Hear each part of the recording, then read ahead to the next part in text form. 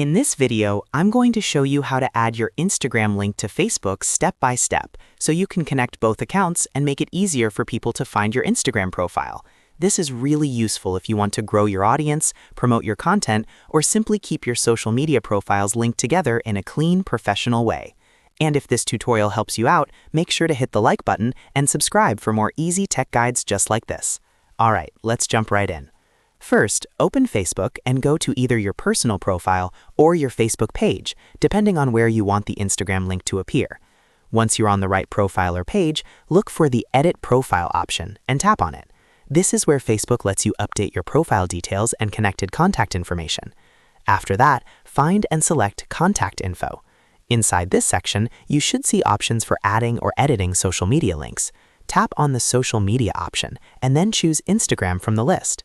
If you don't see it right away, take a moment to look through the available choices carefully, because Facebook may place it in a slightly different spot depending on the device or app version you're using.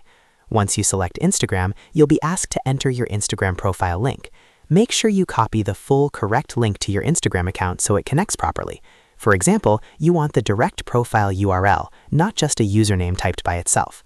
After entering the link, double-check it for accuracy, because even a small mistake can prevent the connection from working correctly. When everything looks good, tap Save Changes to confirm the update.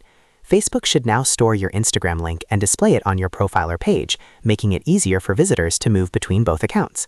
If you want to verify that it worked, go back to your profile and check the Contact or Social Media section to make sure the Instagram link is showing correctly.